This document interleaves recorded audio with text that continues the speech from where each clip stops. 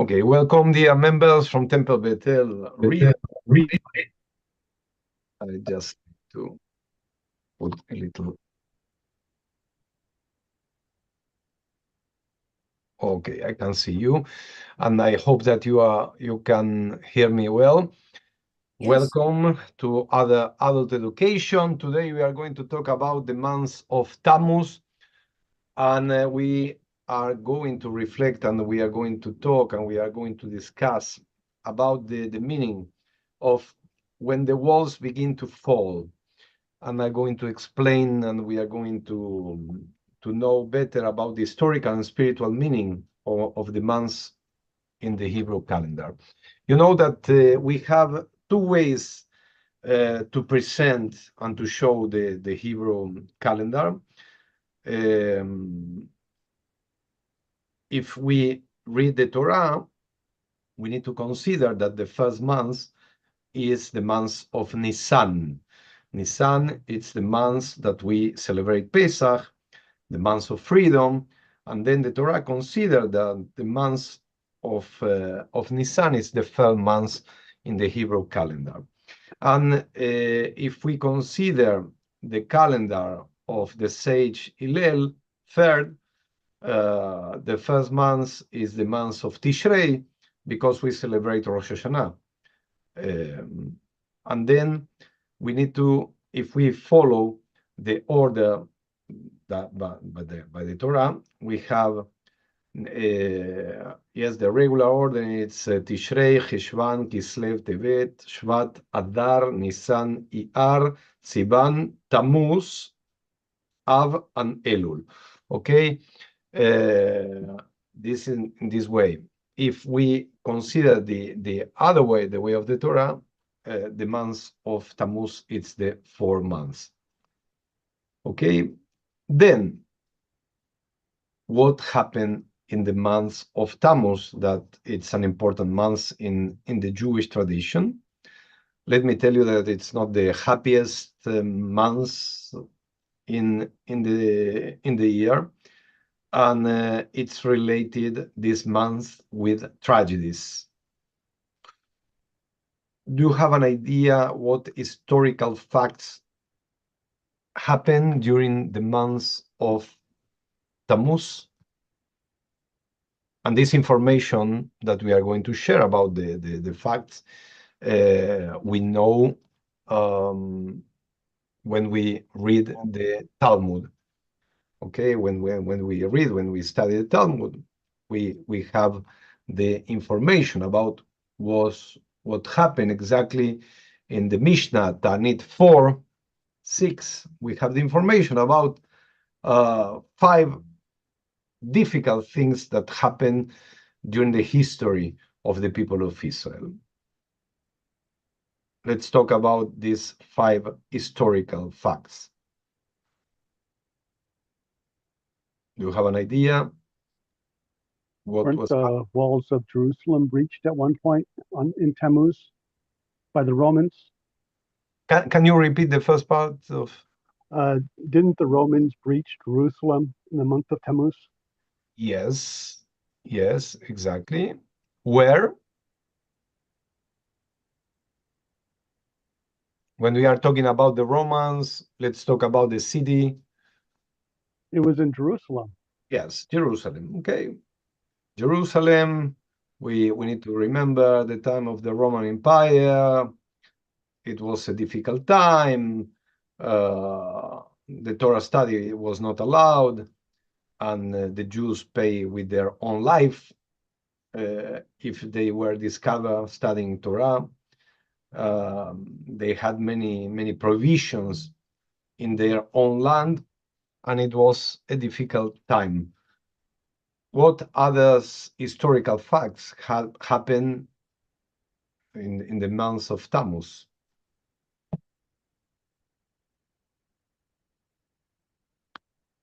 We have other issues that happen during this month.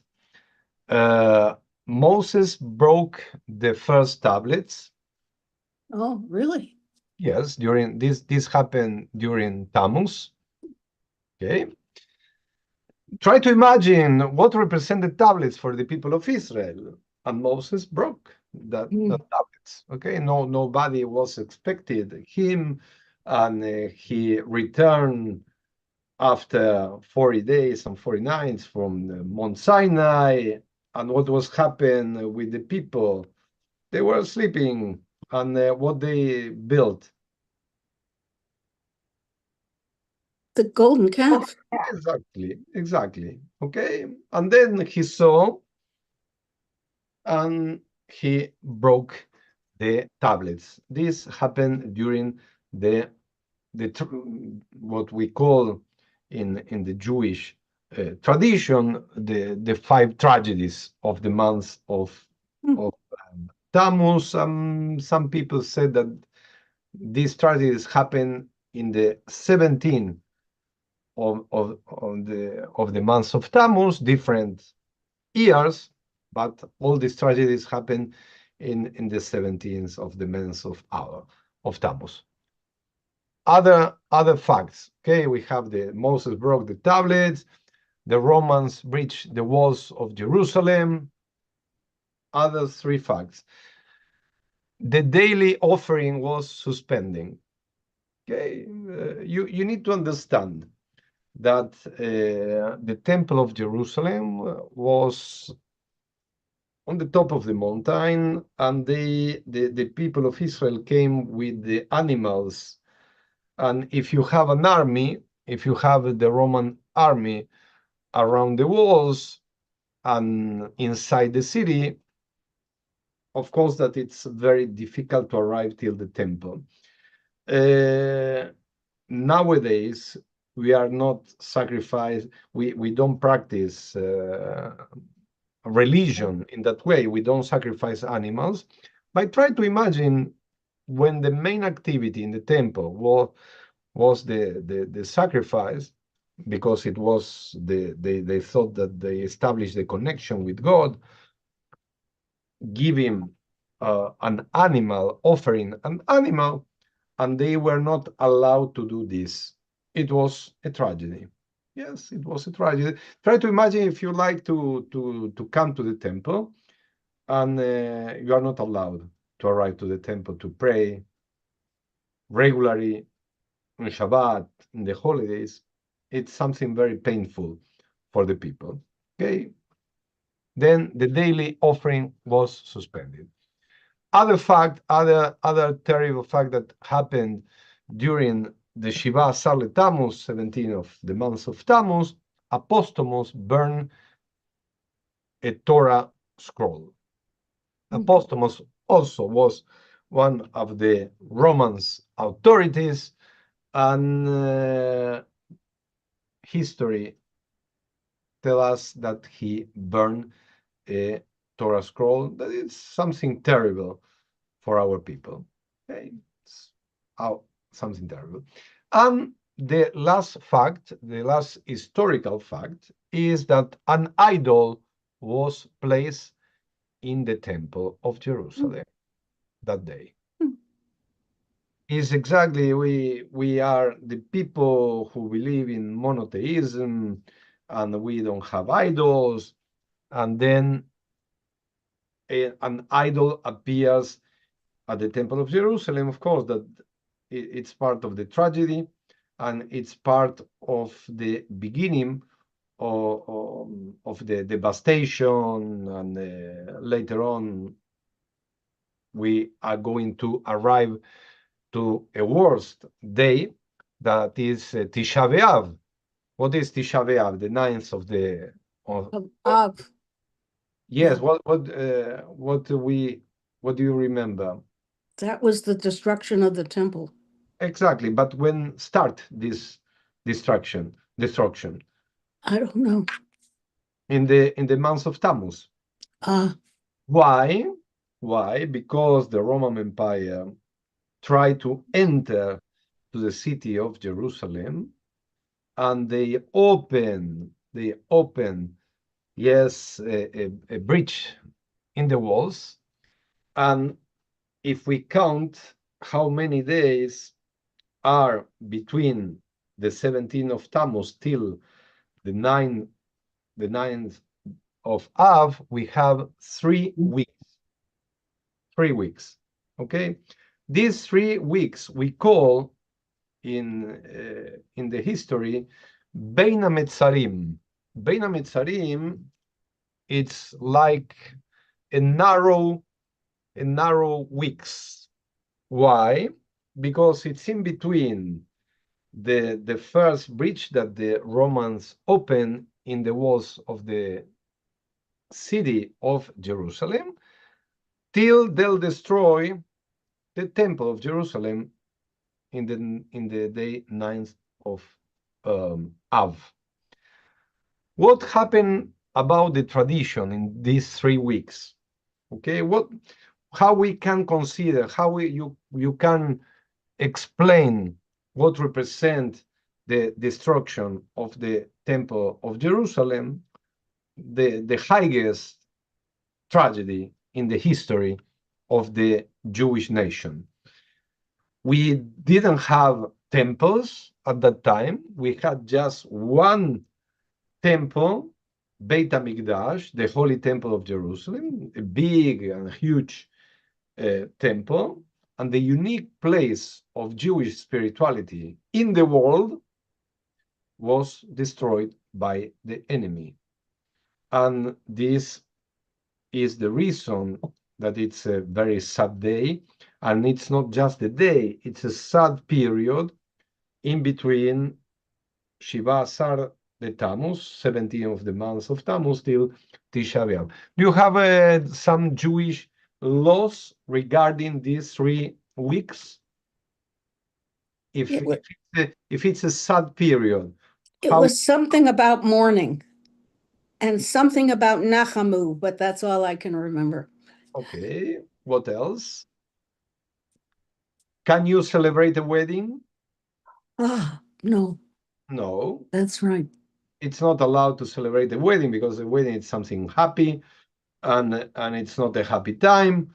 That's right. You can't get married. Can you organize parties during this time? It's not Mm, recommended to organize parties. Nothing that it's related with happiness. mm, Bar mitzvah, you can celebrate the bar mitzvah, but as a ceremony, but it's not recommended to celebrate the party of the bar mitzvah party. Okay, you can celebrate the ceremony at the temple, but not the party. It's not recommended to celebrate the party.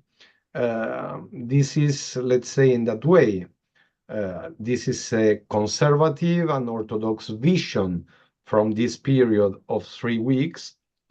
Some, and not all, leaders in the Reform movement, after the modern state of Israel, they consider that it's not necessary to have this mourners period, okay, or to establish these 3 weeks as a sad period in the Jewish history, because we have the modern state of Israel. But at the beginning of the period, in the 17th of the month of Tammuz, at the end of the period, in Tisha B'Av, in the 9th of the month of Av, both days are fast days. Okay, who follow the tradition knows that the first day of this period of 3 weeks it's a fast day. yeah. And the last day it's also a fast day. Why? Because it's the starting point of the destruction of the temple, destruction of the city of Jerusalem, and the main goal of our enemies was to destroy the temple. My question is why? Why was the goal of our enemies? We can see this, the main goal during the Babylon period, and now we are talking about the Roman period, the Roman Empire. They had the same goal, and in fact they destroyed the Temple of Jerusalem. The Temple of Jerusalem was destroyed twice in the history. Why the Temple of Jerusalem? Why not other place? Well, the Jews were fighting, and they didn't want to worship the gods of the Roman Empire or the Greeks even. And so the Romans couldn't subdue the Jews. That's what I think. And so they destroyed the temple and were killing many, many, many Jews at that time. They thought, thank you, Carly, they thought that if they destroy the temple, the Holy Temple of Jerusalem, they are going perhaps to give an opportunity to these Jews to convert to other religions. Okay, they are not going to have the place of worship, and then they are going. It will be easy. The assimilation will be easier, and then perhaps they are going to embrace the religion of the empire, or they are going to embrace the religion of other people around of the land of Israel, that they were polytheistic. Okay, they were not monotheistic people. But the reaction was exactly the opposite. Yes, the people fight. The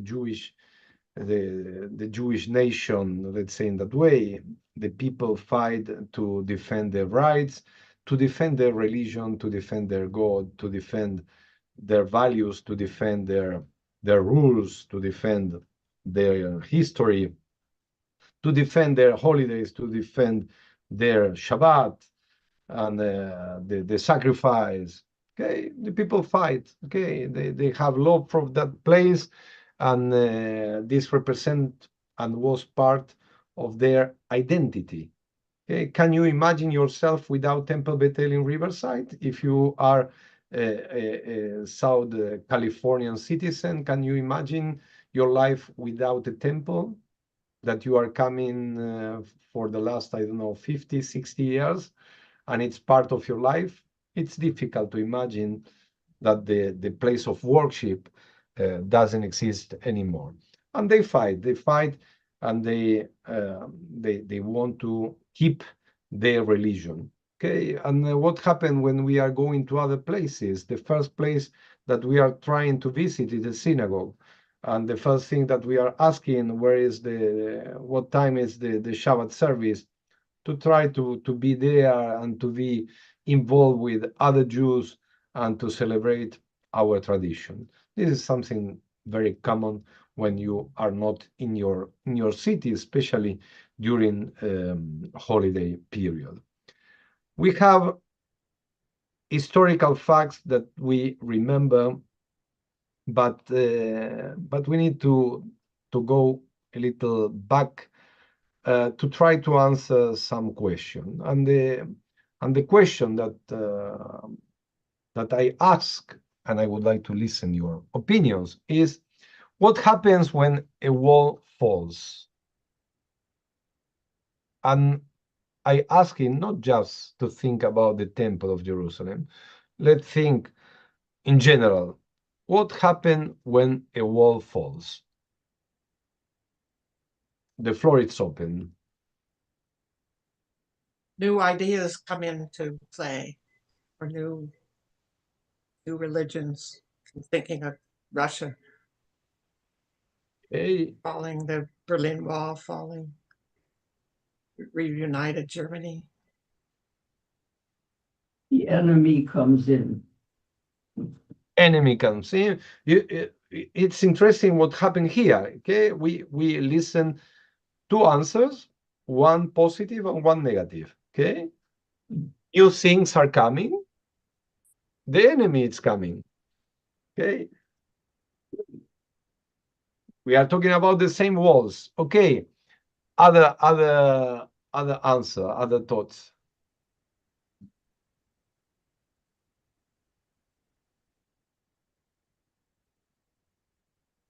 Sometimes when the walls falls, it's a way to show vulnerability, sometimes fear. We don't know what can a wall protect us. Okay, and now we can feel some fear. something is going to change.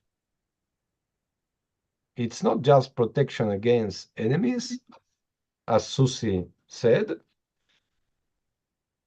And going back to Jerusalem, around Jerusalem, there were also animals around the city, and not friendly animals. Okay, a wall protect you against that animals. Also, when the walls falls, we can think about freedom. Okay, some of you talk about the Berlin Wall. Okay, what was happened when the Berlin walls falls? Yes, it was a time of freedom. Families were reunited. Reunited, exactly. Yes, we have two cities, or we have a divided city. We remember that we had also walls in the city of Jerusalem when we studied about the Jerusalem Day, Yom Yerushalayim. I showed to you how the city was divided. Yes, the Jews couldn't arrive till the Western Wall, and part of the city, the east of the city, was under the Jordanian domination. Okay, but look at the reaction. Can be something positive and can be also something negative. When the walls falls, it can be also an opportunity for a transformation. Yes, you can be different. Yes, you can be different. And we have from the book of Zechariah that it's an opportunity. The fast of the 4th month shall become for the house of Judah joy and gladness. Okay, sometimes you are sad, but later on you are going perhaps to celebrate. The same question we can ask: what will happen with these 3 weeks of mourner or sadness if the Mashiach will come? We are going to be sad and without any commemoration, or this will be just a way to remember an historical fact? Okay. Maybe, we don't know, but perhaps this period of 3 weeks will not be forever. Something will change, and perhaps we will have an opportunity to celebrate something different. We don't know. But in fact, what we know, that something different will happen, or a transformation, or fair, or new opportunity. This what represent the walls. And now we need to consider why can a tragedy be transformed into a source of hope? Because it's a transformation. Okay, why can a tragedy be transformed into a source of hope? What's your opinion?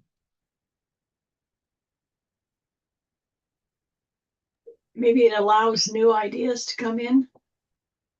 Yes. By not giving up, Not by keeping on, by putting one foot in front of the other, even when it looks like that's something hard to do.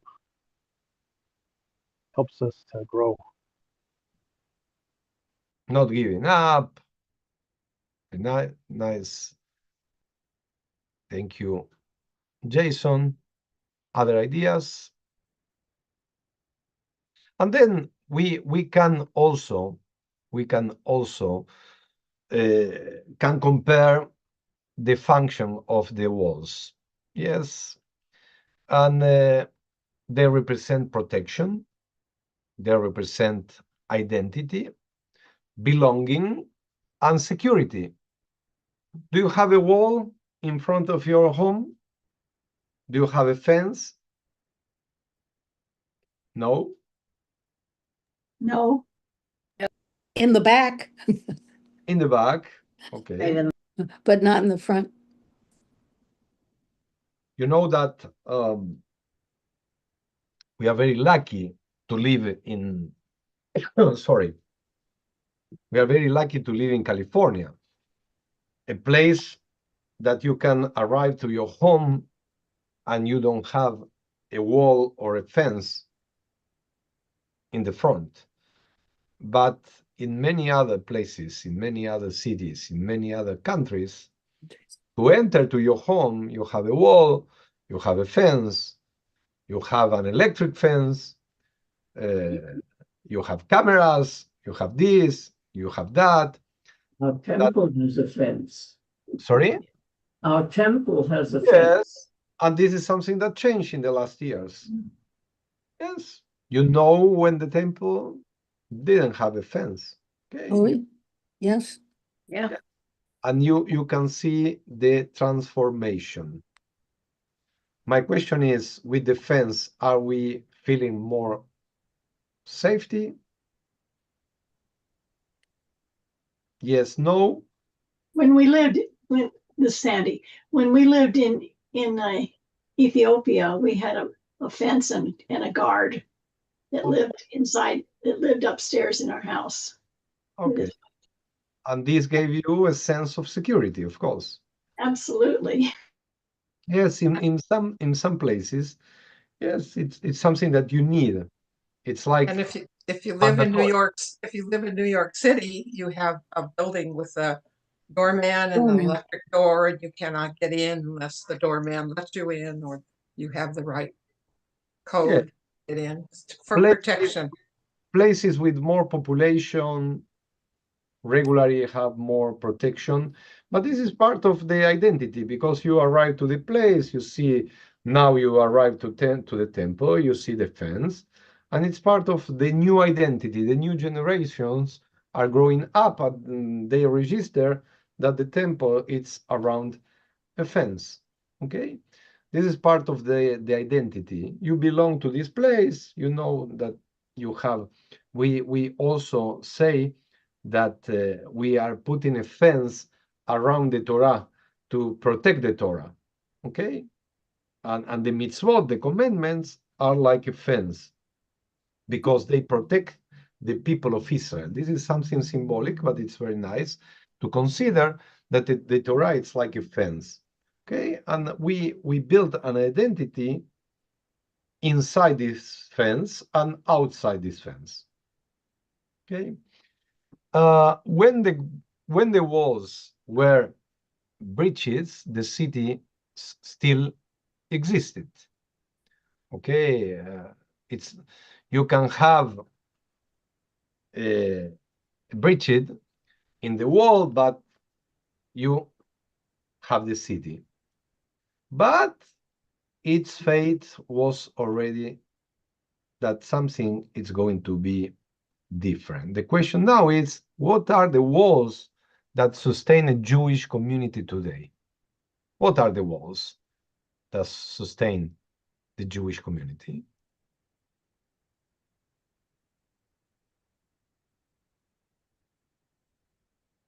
Is it clear, the question? What are the walls that sustain the Jewish community today?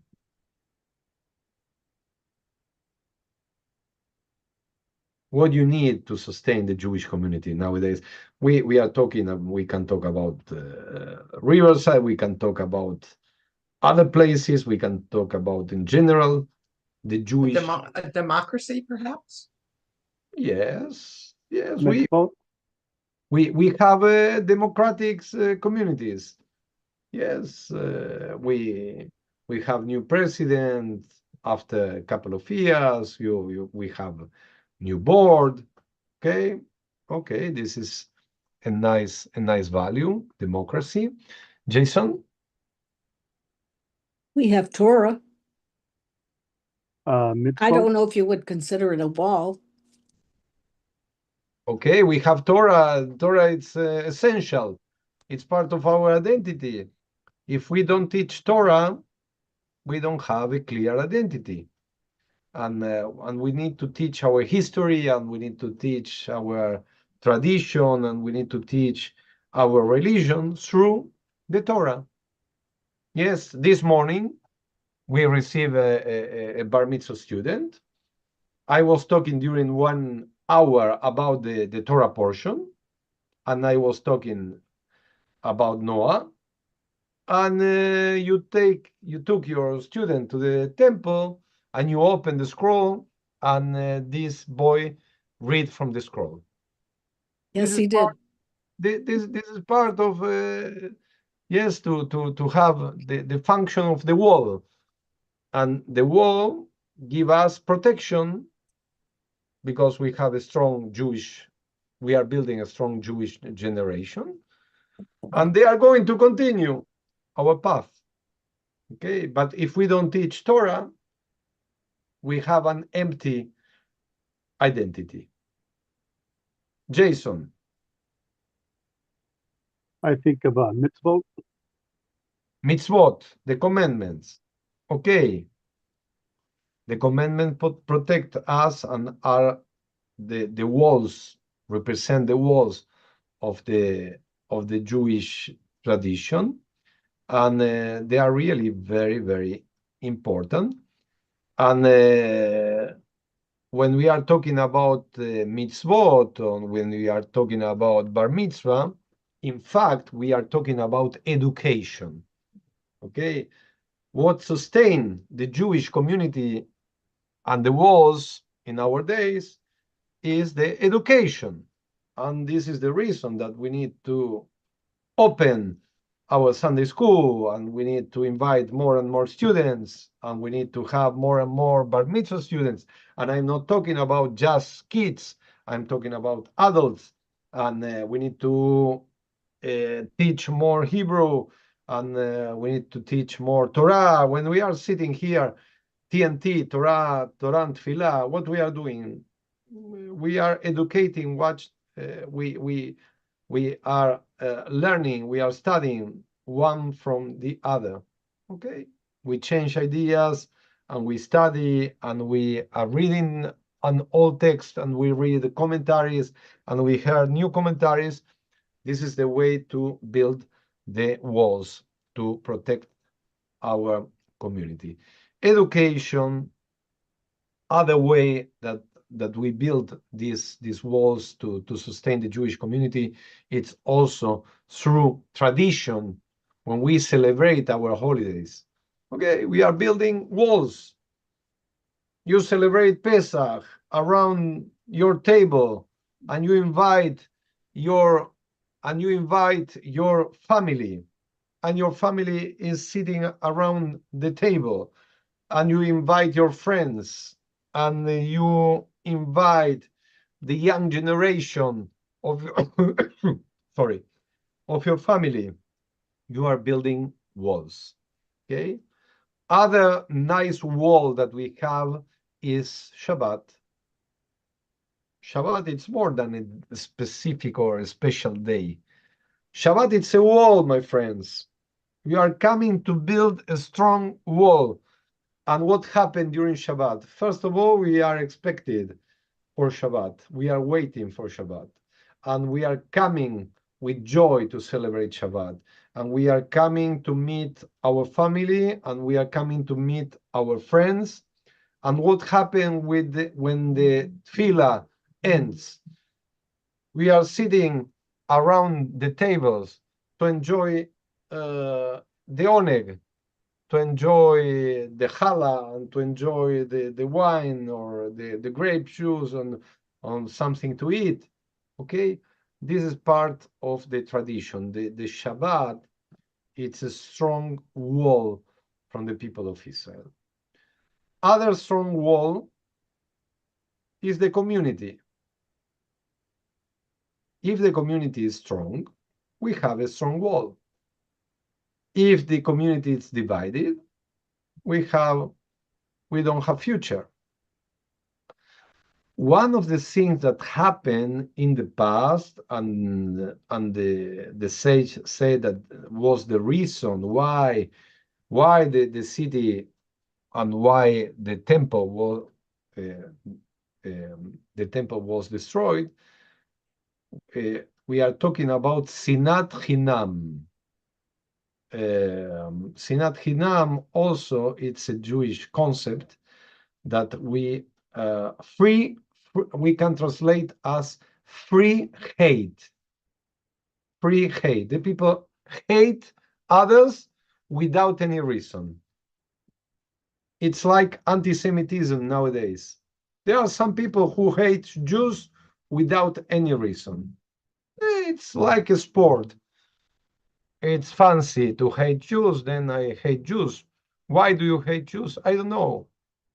I don't know, but in this case, in the case of our brothers and sisters in the past, it was hate between them without any reason. And that is one of the things that took that the walls and the city finally was destroyed. Other thing that it's a wall, a strong wall, it's this, our memory, but not individual memory, collective memory. And this is really a very strong wall from the people of Israel. Every year, year after year, year after year, we remember the same holidays and we remember the same stories and we are eating the same dishes, okay? And this is an historical memory.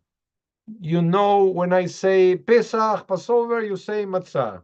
When I say Hanukkah, you say yes, Candles.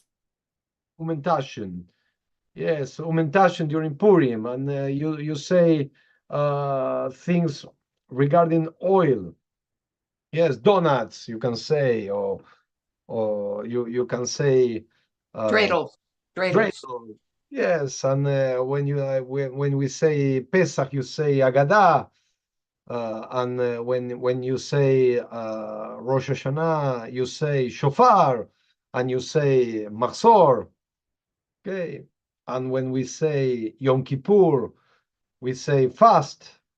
Okay, and we say perhaps white. There are many ways to remember our history, our tradition, and this is through our memory. Okay, you know what happened with the baby, with the baby boy arrived to the 8th day in his life. Okay, you know, yes, Brit Milah, circumcision.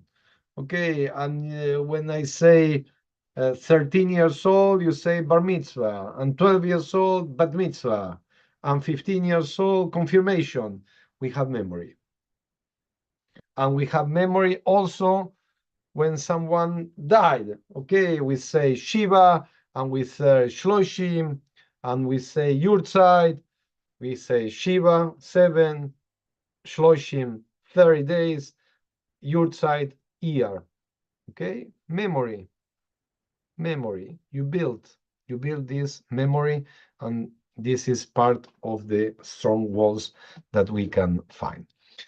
Another thing, Jason said, the mitzvot, we can say the mitzvot as an ethical value. It's an ethical value.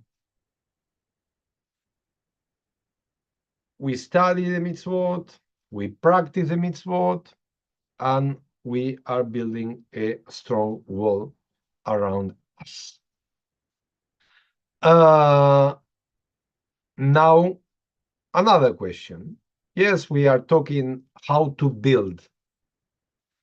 What happens when our emotional defense collapse? Yes, we talk about we are feeling safe, but what happens when, and now we are not talking about material, we are talking about our emotional defense. What happens when this defense collapse? We feel vulnerable. Yes. What else? We rely on our friends and our family. Can you repeat, Sandy? Sorry. We rely on our friends and our families. Okay.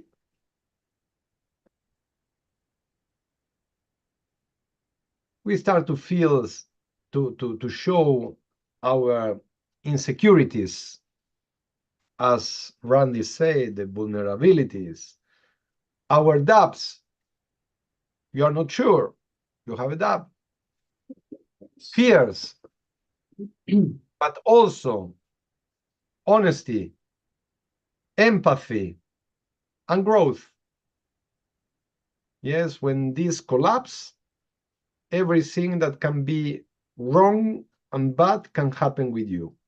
And this is the reason that we need to be strong.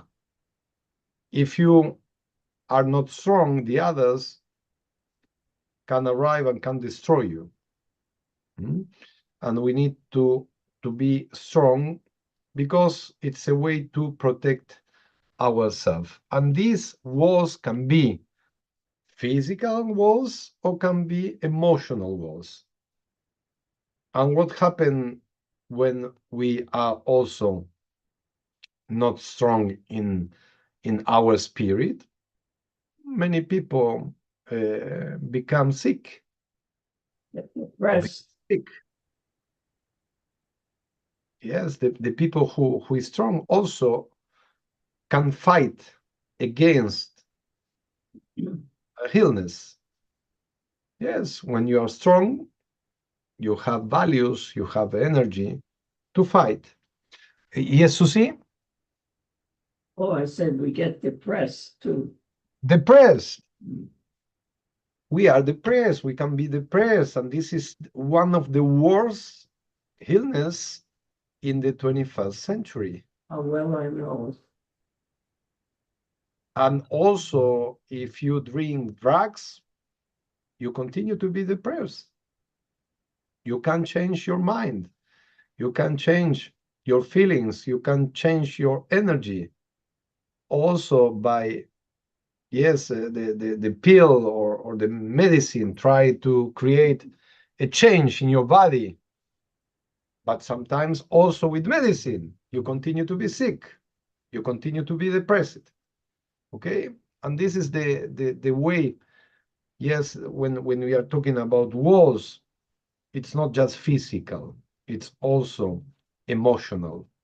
And this is very important to consider. And the topic of our meeting give us the opportunity to reflect about it.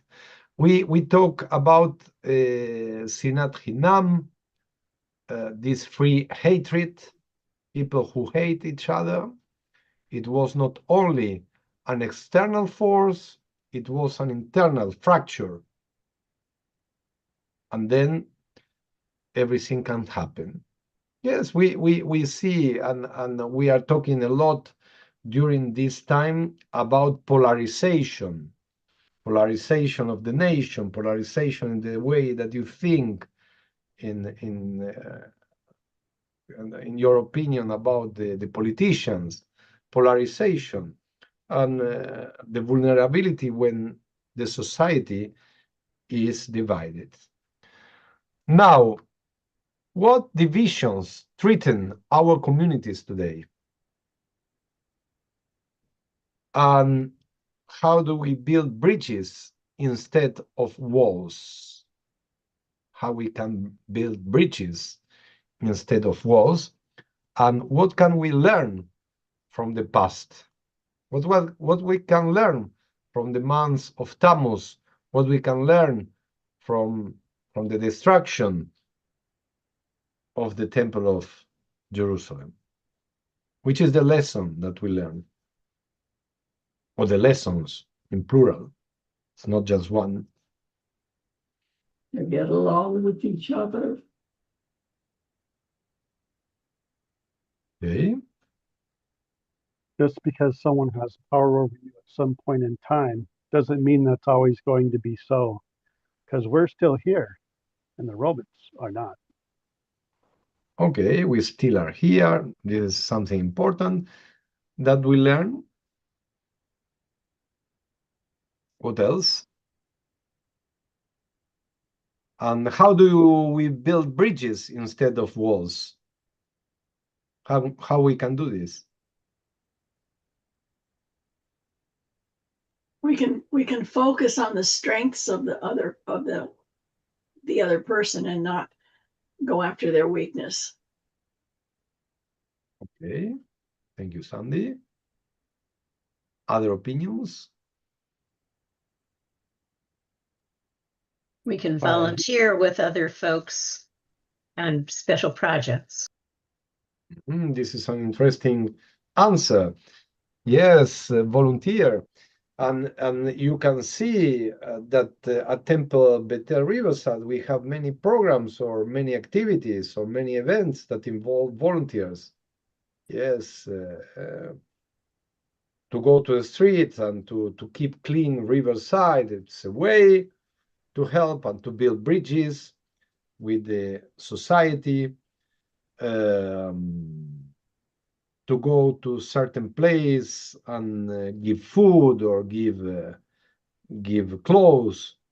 Okay, it's a way to build bridges, to visit these people who is depressed. It's a way to build bridges. What else? To build people who is sick. It's a way what we call Bikur Cholim. It's a way to build bridges. What else? See the other person as a human being and not as like something less than that. And the example, we will have the example tomorrow. Yes, during the Pride Shabbat. Okay, we are going to recognize a group of the community that in the past they were not enough recognized or including in the community. It's a way to build bridges with the others or to be in the place of the other and to understand better the situation. Then we live in a time when many walls seems to be falling. Sometimes traditional institutions that perhaps we thought that they are going to be forever, they are not anymore.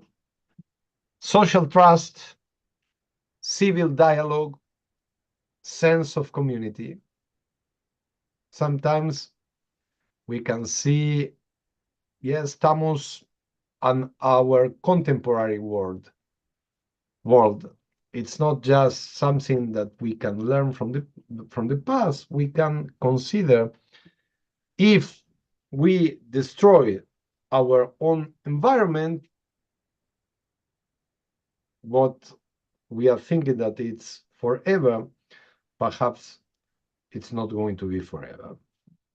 And this is something that really, it's a challenge for our days because we are living in a world where everything changed very quickly, too much quickly. Now the big discussion that I started to see in many places, it's about AI. Okay, and this is something that we are going to discuss in another opportunity. Artificial intelligence. Okay, the chat GPT or Gemini, or there are many resources that you can talk and they solve your problems and they are giving you suggestions, and perhaps you have how you call this little machine that you have in your home, and you can talk, turn on the light. Now my memory is not so good. Alexa. Alexa. Try to imagine if I said to my to my grandparents that now the people, my grandparents passing away. But try to imagine if I call my bube, I said that the people nowadays are talking with the machines. They are going to say to me, "You are Michige." How it can be? But recently, when I went to San Francisco and I called the Waymo, and the car appeared in front of me, and then I enter in a car without a driver. Yeah. It's a crazy world. And we are going. I participate 2 years ago. Our mayor Patricia introduced a new small automatic bus that it's going to run downtown Riverside next year or this year, I don't know. Okay, and it will be a small car with 6 seats, like a small bus without driver. And this is the big discussion. Okay, everything changed, and nowadays it's so easy to go to the atmosphere or to go to the moon, and they are planning to go to Mars, like I go in to other country, like I fly into other country. Okay, every day we can see in our sky here in California, yes, navies going here and there, and it's so common. You have the X space, and you have many companies every time.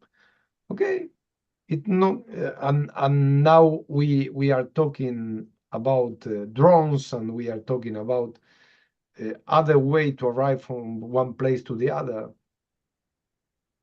Okay, but this is happening now. It's not the future, and this is the big challenges that we are going to have, and we need in certain way to build some walls to be protected. Every change is good, but some things we need to keep. If we are going to change everything, we are not going to we are going to lose our identity. What must be protected can be and what must be transformed. This is other two important questions. What must be protected? What must be transformed? I think your individuality as a person. This must be protected and transformed.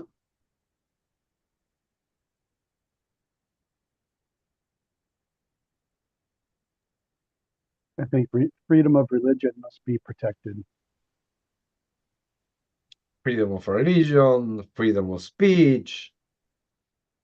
There are some certain values for a democratic system that we need to protect. And what must be transformed? There are many things, of course, that must be transformed. And I'm sure that we don't have all the answers, because we are part of the system. Perhaps the communication that we have between us, it will be transformed, perhaps. Perhaps I'm thinking that through this kind of things, we are missing the face-to-face opportunity to talk and just to use this as a phone and not with another function, just to call someone and to ask, how are you? How are you doing? In my last trip to New York, I went with my daughter to Williamsburg. Williamsburg, it's a neighborhood just across Manhattan. It's part of Brooklyn, Williamsburg, and it's a very important Jewish Orthodox community, and they sell a kosher cell phone. A kosher cell phone? Kosher cell phone. Do you know what is a kosher cell phone? No. What is it? A kosher Don't cell make it with pork. it's, There's it's a no pork in it. it's a cell phone without data. Without what? Do you remember the first cell phones that you open, Yeah. talk? Okay, this is a kosher cell phone. Oh, You just have numbers. Oh, no data. No text. no No data. internet, No no data. internet. No data, just to make calls. This No is Google, no Google. no Wow. Google, no Amazon, no So they're cut off from the whole world. They're cut off. Oh, but that's part of what they want. Sure. Really. This Right. is kosher. This is a kosher cell phone, and they promote. And I will show you the kosher cell phone. Let me see if I can find quickly. Of course, that I going to organize this because it's unbelievable. But they sell the kosher phone, and this is part that, and all depend what must be protected. Perhaps for these people, for this community, they like to protect this way of life, and we would like to have another. We are going to protect another values. Let me see, where is this, the kosher phone? What did your daughter think about that? She was very surprised. I bet. I'm not going to say that she was in shock, but uh, let's see if you can see this. Yeah. And it's written here, the publicity, talk kosher. Talk, can you see this in here, or it's not? Mhm. Oh, yeah, yeah. Oh, God. What you think? Oh, kosher. Talk kosher. Okay, there are certain things that they don't like to change. Okay, and the people, I took a couple of photographs, yes, showing the people, yes, talk with this kind of cell phone that perhaps for our try to imagine if I give as a present, as a gift to my kids, a kosher phone. They are going to break my head. What are you doing? Yes, but it was common. The people walk and they speak with this kosher phone, talk kosher. Yes, Well, maybe they're happy with all this. this is the point. Okay, they don't need. Perhaps they don't need. And what happened nowadays? You have an intelligent, smart watch, and you receive your messages, and you receive your phones, and you receive, yes, alerts, and you receive this, and you receive that, and you don't look around because you are walking and you are watching. When you enter in the subway in New York City, everybody is looking the cell phone, and everybody is chatting, and nobody is talking with the others. Okay, then perhaps they are protecting themselves in that way, and they don't need to transform nothing. Yes. And this is the way also that we can understand the different branches of Judaism. Perhaps they are, and you mentioned something very important. They are happy. They're happy. If you are happy, why you need to change? Right. I don't know. It's a question. Okay. Then walls I need to strengthen, and walls I need to break down. Which walls we need to break down in our times, and which walls we need to strengthen. The walls of ignorance, we need to break them down. Good. What else? Intolerance, the people who are intolerant with the others. Prejudice of different kinds. Absolutely agree with you, John.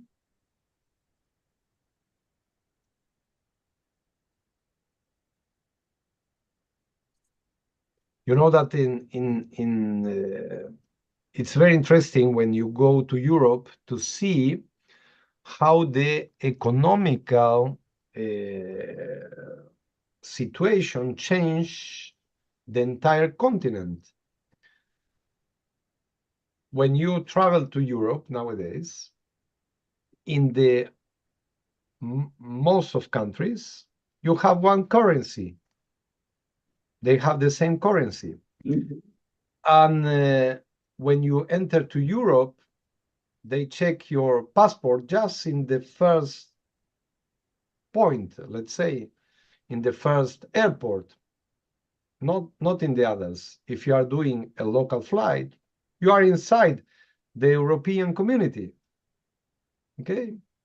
And when you drive in Europe, when you go from one country to the other, you don't need to cross or to go and to show your passport. You enter directly. When you drive from Spain, from Portugal to Spain, from Spain to France, okay? Because you are in the same place. There are things that we need to. And here in America, when I talk in America, I'm talking about the continent, not just the country America. This is a big discussion in South America, because when we talk America, we are thinking about all the continent. And when you citizens are talking about America, you are just thinking about the country. But let's say in Latin America and South America, Central America and North America, yes, we need to break these borders. Yes, we need to be more friendly. We are in the same continent, and it's like we are in a different worlds. And Europe, it's completely different than the American continent. Of course, that we are very different. The different people, it's completely different one from the other. But sometimes we have examples. We call in the South, they create something that called Mercosur. Mercosur, it's the countries of the South, and this include Brazil, Argentina, Paraguay, Uruguay. Chile, it's out.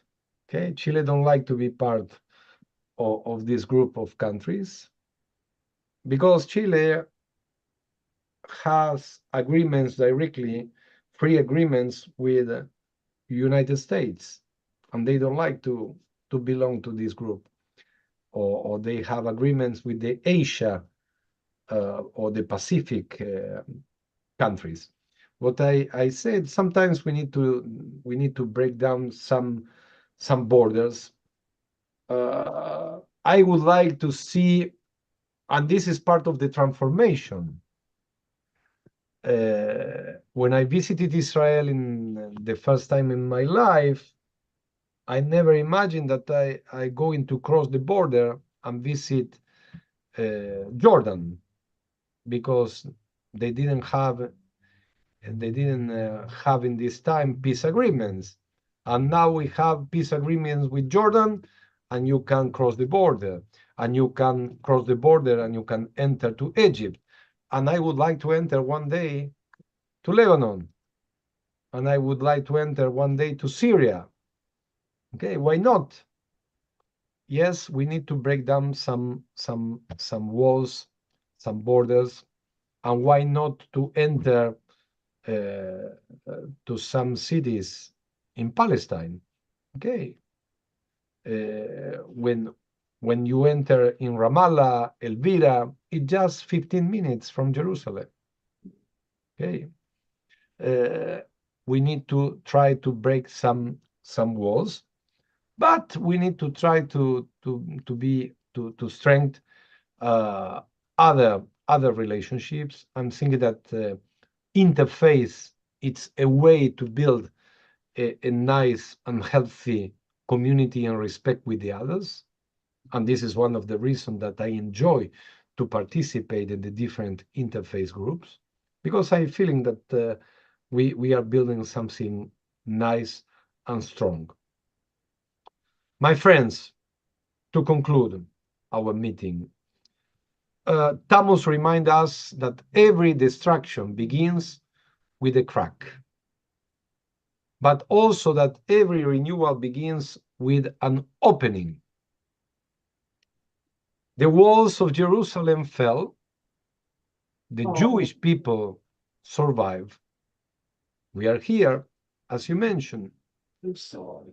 because our true strength was never only in stones, but in our ability to Sorry. learn, remember, and rebuild. And this is the way that we understand the story. Many of you survive tragedies, and you're here. You rebuild your life, and you teach us every day resilience and a reopening and the new. You need to be open to the new, and we need to enjoy our lives. And this is the way that we understand. We can talk about destructions about the 17th of Tammuz, but also the destruction, it's a way, in the destruction we need to find hope. Okay? Sometimes, remember, always we have a coin, but the coin have two faces, not just one. Okay, the coin has two faces. Perhaps one it's not so good, but the other it will be the best. And this is the balance we need to create also in our history. When we remember the history, of course, that there are bad days and good days, but the good thing is to remember. We need to remember. We need to use our memory, because this will keep us alive, and this will give us the opportunity to think about not just the past. If you see the Jewish history and you look back, just back, you need to look forward. And this is the message, always the message of all our celebration and holidays. Perhaps the reason that we are together, it's not the happiest reason, but from our memory and being together, we can build something really nice. I really appreciate your participation. Now you know what is 17 of Tammuz, this period of 3 weeks that we are going till Tisha B'Av, but it's not just a day in our calendar. It's more than this. It's a way, and it's an opportunity to reflect not just about facts that happened in the past, also about our lives. Thank you very much for your attention. Thank And you. we are, Bye-bye. Thank you, Rabbi. and we Thank are you. waiting. We are waiting for tomorrow. The service will be led by Ryan Lester Wilson. I will have also participation. Avi Altman will have a participation, but it will be an honor to receive Randy in our sanctuary and to follow his nice reflections. He prepared a lot of nice things to share with us tomorrow. Please don't miss the Pride Shabbat at Temple Bethel. Okay. Thank you, and also many thanks for our nice friends who follow us on YouTube. And we are going to meet, let me see, we have, I'm thinking that we have one more meeting. Let me see at the calendar. Give me just one moment. I don't know why my schedule disappears here. We are going to have a break, but we are going to meet the second day of July, okay? July 2nd will be our last adult education before the break, and that day will be 17 of Tamuz, okay? Let's be together. And thank you once again for your attention. Thank you. Thanks. Have a good night. Bye-bye. Now I know why you can't get married in those 3 weeks. I never knew why. Thank you, Rabbi. Oh.